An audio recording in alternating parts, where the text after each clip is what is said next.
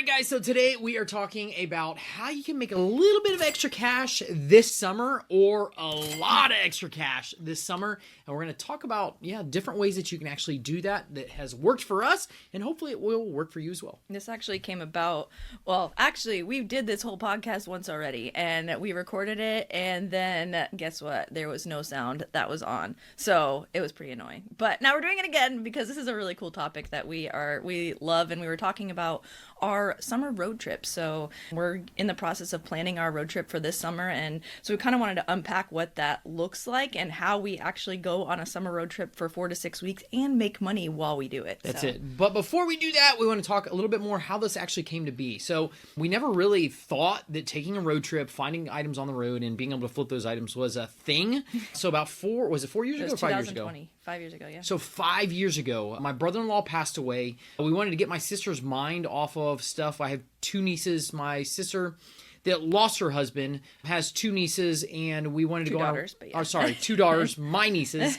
We wanted to go on a road trip, kind of go around the country. This first time we have ever done something like that. First time going out west, and we kind of wanted to see all the national parks and see what it was like, and we had them plan it, be like, hey, where are some places we wanted to go, like map out the Grand Canyon and kind of our route to go see all these different places. So we ended up doing that, but my other sister got wind of it, and she has $2 as well. So we ended up I bought a 15-passenger van. We ended up going on a road trip with my 2 sisters, my 4 nieces, and our 3 kids, and Melissa and I, and we all packed into this 15-passenger van. The only problem was with that 15-passenger van, it was pretty filled up. We didn't have enough room for luggage, so we decided we would take a trailer, throw all the luggage inside the trailer, an enclosed trailer that we have, take all the luggage inside of that, and then we took off down the road, and we mapped this plan out.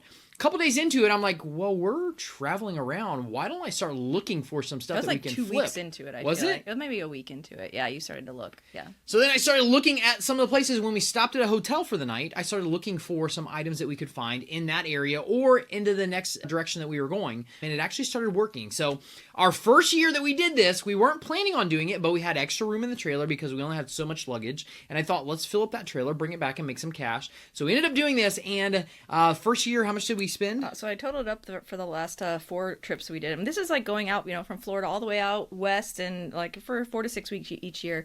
That first year, though, we bought 7 items for a total of $1,235 spent, and came back and sold them for $22,175. Woohoo! So we weren't even setting out to do this, but then we started seeing what the potential of this was. So that was the exciting part. So then we got hooked. We got hooked on it. After that, we didn't take the 15-passenger van. The next year, we actually took our SUV, but still took an enclosed trailer so we could pack it down. And what did we get the second year that we did it? We bought 14 items. A little bit more. Purchased for $870, so a little less in inventory. Came back and sold for $17,150. Woohoo! So this is more than paying for our trip to be able to go around the country, see amazing sights, and still make money while we're doing it. It was so much fun. So that was year 2, and then year 3, we did it with 17 items purchased for $1,400, $1,455. Came back and sold them for $25,250, and then the 2023 was 8 items purchased for $1,100. Came back and sold them for $21,500. That's so awesome! We had so much fun doing that. The thing about this was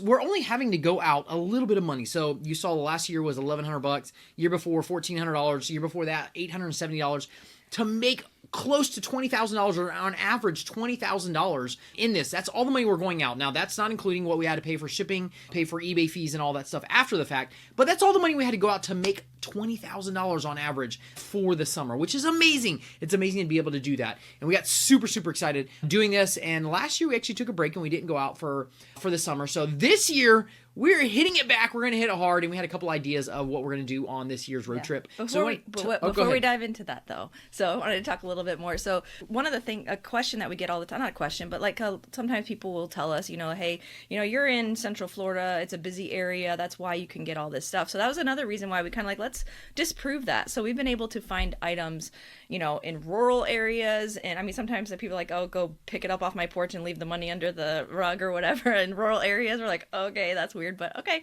we'll do that. And then, busy areas and all over the country. So it's not just in one spot, which is pretty cool that you can find this stuff all over the country. And the reason why is because and this is the whole base of our whole business model. In the local market, these items aren't worth that much. So we come back, we put them on eBay that can reach a national market, and then they can sell for what they're actually worth. And that's a big thing. A lot of people are like, well, how can you buy it for $100 and sell it for $1,000? Why couldn't that person? They could do it, but they're not willing to put it on eBay and ship it. So they just want it gone, typically. So yeah, absolutely. So I wanted to talk a little bit about a couple of the flips. The flips, yeah, that's the cool part. So a couple of these items that we were able to pick up for the last couple of years, kind of the highlights of what we did that really moved the needle for us. But yeah, let's the Turbo Chefs were one of a good one. Huge. The Turbo Chef. So I found a Turbo Chef when we were staying in Salt Lake City for the night. Jumped into the hotel.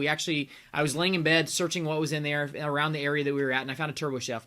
Shot an offer to the guy, ended up leaving the next morning without hearing back from the guy. We ended up going further west, ended up going, was it Boise or somewhere further west. The guy messaged me back in a couple days and said, hey, yeah, I'll take your offer of, I think I offered him $500. I think he had him listed for $800. Yeah, $500. Offered him $500. He said, yes, he would do $500. I said, okay, well, we are not there anymore, but we're coming back through in a couple days on the road trip back. And I told him what day we were coming back. And I said, hey, can I message you that morning and let you know what time it's going to be? See if we can meet up.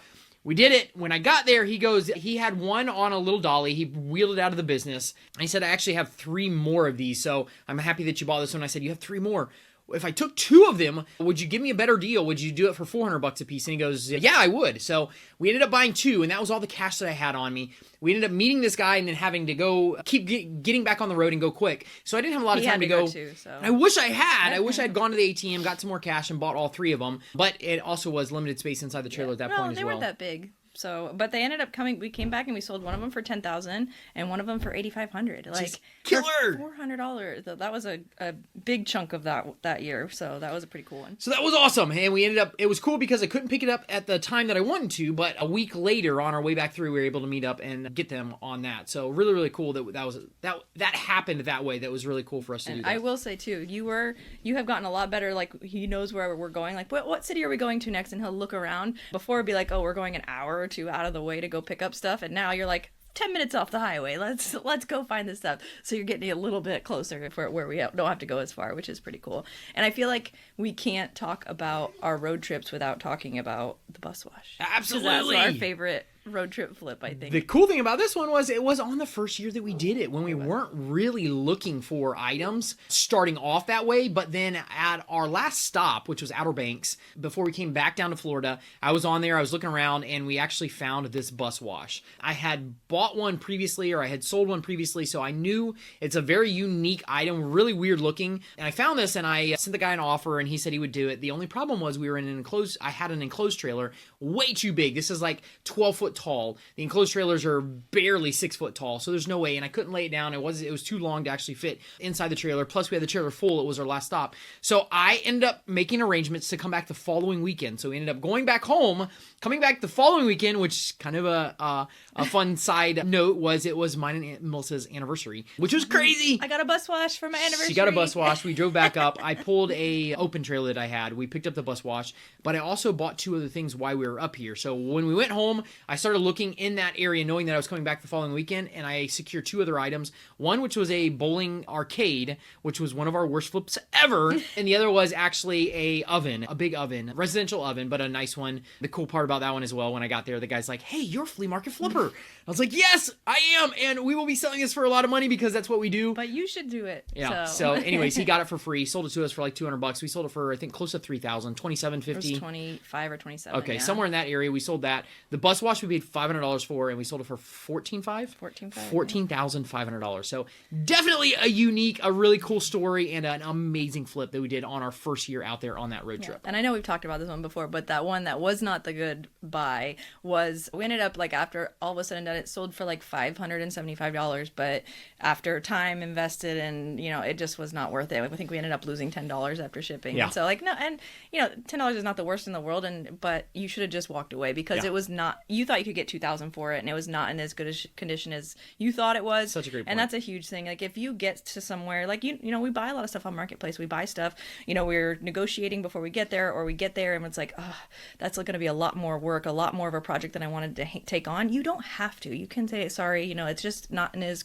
great a shape as I thought. And you know, you don't have to be rude about it. Be nice, be cordial, Absolutely. but you're not obligated to take that item. So such a great point. Walk away if you need to walk away. I have a problem sometimes doing that, but I learned my lesson, and because it was a game, you love, like, you're a sucker for old games, so definitely you like coin operated games. Love that stuff. But we lost a little bit of money, definitely some of my pride, and other than that, it was okay. We actually sold the item. We made, I mean, when it was all said and done, I think we paid $200 and sold for $5 something. But after shipping costs, after eBay charges, ended up losing a little bit of money on it. So, but I mean, you still, that's another point too, though, is whenever you're going to get something, even if it's across town from you, like say you're going to go an hour away, see what else is in the area, because you could maybe, you know, get 2 or 3 things that could come back, and it's totally worth your time to go pick up not just the one thing, but a couple of things. So we try to do that all the time. And even if we don't secure another item on Marketplace or something, maybe stop at a thrift store, you know, across town that you don't normally stop at, or something like that, because that can make your time worth a lot more. So absolutely. You never know what you're going to find. Absolutely. So, and that brings us into how you guys can do this. If you guys want to make some money, do a road trip over the summer. Maybe it doesn't even have to be like we go for 4 or 6 weeks. Maybe it doesn't have to be that. Maybe it's a weekend trip to a town next to yours, or do a little road trip, make some money, find some items before you go over there and do that and secure some cool items. But one thing, go ahead. No, I was gonna say, and even if you don't have a trailer, like we've done it with an extended hitch, or we just put it in the back of the car. It doesn't have to be something big. You know, just maybe think outside the box next time you go somewhere and see if you can find some things to pay for the trip. So, absolutely. I remember we went to the Keys, this was just last year, wasn't it? Last summer? Yeah, last summer. Last summer I went to the Keys, and I took an extended hitch with us on the way down to the Keys, knowing that I wanted to find something to pay for the trip. We found at a range that was actually from Orlando down to the Keys, like 6.5 hours. On the way back up, I actually found something that was like an hour north of the Keys, so Jupiter, somewhere in that area. Ended up getting it for like $120. We ended up selling that for $3,200 or $3,400. I think it was 3,000. Yeah, no, you're right. No, it was 32. Shipping. I thought it was 32 or 34. So right. $3,200. We ended up selling that. Paid for the trip. Had a great time. But that's one of the things. And I didn't take a trailer with me. All I took was an extended hitch, just a little thing that went into the hitch, and it was just about the size of a barbecue grill. And I was able to put the oven on top of that, strap it down, bring it back, clean it up, sell it, make some really, really good money on that. So just be thinking about that kind of stuff. Even if you're traveling for work, or if you're able to get away for a weekend, you can do that. But another thing that we wanted to tell you guys about is as we're planning this summer, we're trying to think of some things, and you had an idea, so you thought you'd throw it out there. And this one's going to require some input from you guys. So I want to hear from you. We want to hear some comments back from you guys. Some of your favorite flea markets that are close to you, or that you visited, and it might not be close to you, but you visited and you really, really like the flea markets.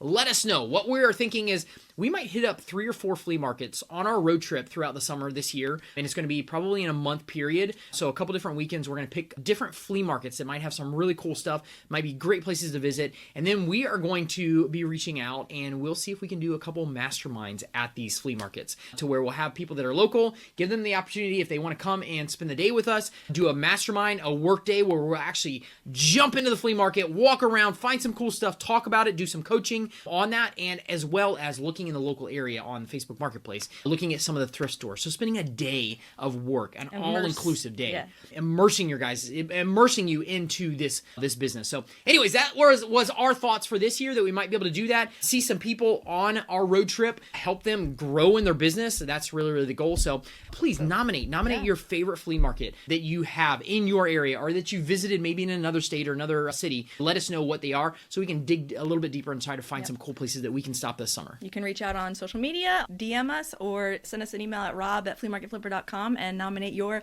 favorite flea market, and we would love to look it up and see if it could be a great place to stop and maybe host a mastermind. So absolutely. You guys are rock. Thanks for spending some time with us today. We cannot wait to see you on the next episode.